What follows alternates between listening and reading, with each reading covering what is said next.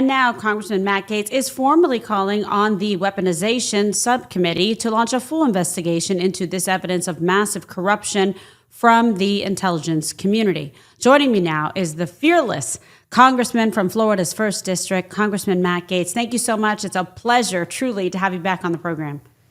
Good to be with you, my friend. And as a prosecutor, you know, Kimberly, no one piece of evidence ever makes a case. You have to corroborate with other witness accounts. You have to get evidence of calendar entries and any messages that this individual had and information that they may have steered away from President Trump or outright committed treason in some cases, not giving the commander-in-chief what would be necessary to make the decisions to keep the country safe. But you've got to give a tremendous amount of credit to James O'Keefe, Media Group, that undercover journalist, for really laying bare what a lot of us have been concerned about. One of the great frustrations in the first Trump term is that we had people within the administration, within the government, working against the president's stated goals, and he was still able to put the country on his back and will us into prosperity.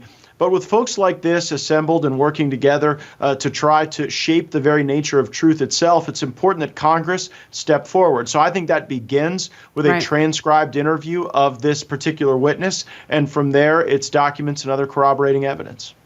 Okay, so this new report from O'Keefe Media Group, obviously, Congressman, it's disturbing, beyond belief. But you're calling for this action, which I think is very important. And you're the one to do this, to sound the alarm and call people out. I mean, you're the only one, it seems, that is actually, earning the paycheck from your constituents and doing a good job there, because you're fearless and you can't be bought. But what can you tell us? Because we know we're getting the truth from you. I can tell you that there is an ethic, an ethos that often permeates the people where Mr. Fasisi seems to have worked, where if they place themselves above the elected leaders, that's okay. You see, a lot of folks at the NSA and CIA, Department of State, our friend Rick Grinnell comes on this program and talks a lot about it. They actually think they should make the decisions, and then the elected leaders should just be the actors that read the scripts and play the parts and provide life to the characters. President Trump wanted to break through all of that. He wanted to make sure that in every decision we made, we put the safety, well-being, and prosperity of the American people first. And at times that got into the way of some of these folks and their fiefdoms and their individual objectives that would often distract us. And those distractions sometimes cost billions of dollars. Sometimes, tragically, they cost brave and valiant Americans their lives. President Trump wanted to make sure America was respected, feared by our enemies, but then ruthlessly effective when we had to be. And that scared these people so much that in some cases, I do believe information was withheld. Now, what was most concerning to me, KG, on that video was when the individual talked about the senior leadership of the CIA, the director of the CIA, the senior staff, and he seemed to speak about those positions with some particularity and understanding as to how the organizations worked. And if you had the director of the CIA, if you had members of the senior staff that were creating this type of a culture, at worst it's a dereliction of duty. At best it's a dereliction of duty, and at worst it's treason. No, you're right. And, given the larger mosaic, here with Russiagate, about that and other evidence of manipulated, intelligence. Why are so many Republicans, still opposed to meaningful accountability for these agencies? Well, you got to do two things. You got to constrain their authorities, and you've got to use the power of the purse to focus them on the things that are important to the American people: safety, security, not playing politics with the national security apparatus. Unfortunately, we have failed to do that because we haven't adopted single subject spending bills. And everybody gets really bored when I talk about the federal budget. But if you dealt with these agencies individually and not all wadded up in one big up or down vote, then you could actually have amendments to isolate the programs and postures that they take. I also don't think we should be expanding surveillance and spying authority against Americans without a warrant. Unfortunately, we were one vote short several weeks ago of getting a warrant requirement on FISA, not for terrorists abroad who we would want to surveil them with all the tools we have, but American citizens in our country. I think it's a really dangerous thing if we have one Fourth Amendment that applies to the digital world and then a different Fourth Amendment that applies IRL. I actually think it should be one Fourth Amendment. It served us well, and we should not allow the Biden administration to chip away at it. You're absolutely right. You also recently grilled one of the Trump prosecutors, John Pomerantz, on whether he broke the law in regard to his actions against President Trump, and he had a very curious answer. What was it? Pomerantz took the fifth to important questions we asked about whether or not he broke the law while investigating President Trump.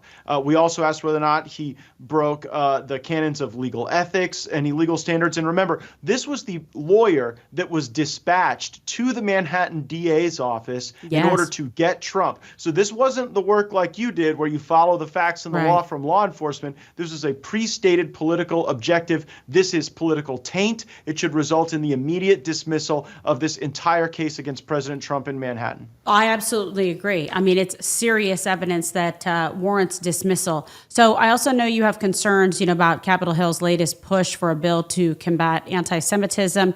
Many now are saying it's actually written so poorly that it amounts to an attack on all kinds of different First Amendment protected speech. Take us sort of behind the scenes on it, and what can you tell us? Anti-Semitism is wrong in any form. We must shout it down. We must defeat it as an ideology, full stop. This bill, however, was so broad in its definition that even elements of the gospel could have, in some tortured interpretation, been deemed anti-Semitism. And what bothers me, KG, is that the bill empowered all the wrong people. It empowered the Federal Department of Education to have a new wing of the bureaucracy to become the anti-Semitism police, to put the Department of Education bureaucrats in charge of anti-Semitism reduction would be one of the greatest wins for anti-Semitism in the modern era. I mean, it was a bad idea. We should not have done it. That we must combat anti-Semitism, but the way you combat speech is with more speech. It's not by trying to create these definitions that could be abused and tortured. We never thought the Patriot Act was going to be used against patriots, but you give these authorities and they can often be weaponized. No, you're absolutely right. And we can fight back with it with free speech, not limiting speech. Okay, so what should be the House GOP's reaction to some of these, out of control demonstrations? You've seen all the news, on campuses. And how culpable is the Biden administration, and what nexus, if any, is there? It's what you said to open the show, KG. The world is on fire right now. When we think back to the times of President Trump and we had peace throughout the world, we had prosperity at home, and I guess the thing that folks got most riled up about was a mean tweet now and then. Now folks are legitimately worried about the safety of their family members who are at these colleges, students who have worked all their lives to have the opportunity to learn and go to class. Now they're being told that they have to go to Zoom classes like it's COVID lockdowns again. I didn't like the COVID lockdowns. Yeah. I'm not for the protest lockdowns. This is crazy to surrender to these folks. When I was at Florida State University, we had some folks protesting and they took over our lovely Landis Green. And you know what we did? We ran the sprinklers 24 hours until they left. And when they tried to destroy the sprinklers, they were arrested. So I stand with the law enforcement who are working to enforce current laws. The House GOP reaction should be to enforce current laws regarding vandalism, regarding assault. And if we do that effectively, then I think we must restore order. And our people deserve no less. We cannot let these Hamas sympathizers dictate terms about what life is like on campus. No, we cannot. And, meanwhile, I know, and I've seen firsthand, and I've been at many of those places that you have traveled, all across the country to fight for the president and for important America First candidates. What is your assessment at this point in time of the 2024 race, and what are some of the key messages and key messengers, that we need to take back control of the White House, the Senate, and strengthen the House? You and I talk about this all the time, especially given our connection to Florida, but it's working class people. Yes. We are building a multiracial, multi-ethnic, national movement of people who actually believe in the value and virtue of work and faith and family. And it's not a circumstance like it, has been for other generations of the Republican Party, where it was all about the country club. We're a little more about the hunting club these days. And the way African Americans and Hispanics recall their lives being better, their wages taking their dreams to higher heights under President Trump. It really has created a nostalgia for his presidency with working class people. I think we'll build that coalition stronger and more durable in 2024 than ever before. I think it's so important. I'm looking forward to it, and I see it, like you said, in Florida here and just the grassroots movement, the tremendous support from the Latino and Hispanic community, record support from African Americans as well. People are really seeing it. I mean, there are, very much so, I think, tangible and palpable, reasons to compare the juxtaposition between when President Trump was in, when now President Biden and Harris, this administration, that hardworking Americans suffering, not just paying at the pump, but on it's the also grocery young shelves. people, KG. Yeah, that's it's also true. young people. I mean, people under 30 were a central part of Joe Biden's coalition in the 2020 election. We're winning them now. Not by 10 or 20 points, but by maybe a few points. And that's because people under 30 are starting to look at Bidenomics. They're starting to look at these interest rates, and they're realizing they're not going to own anything. They're not going to be able to afford the joy of family, and even buying a car in some circumstances has become out of reach for so many Americans because of this crazy spending policy here at home, and then just the normal kind of Biden bewilderment abroad that has allowed war to spring out, has allowed some of the most evil forces on the planet to advance their goals at the expense of America and our allies. So,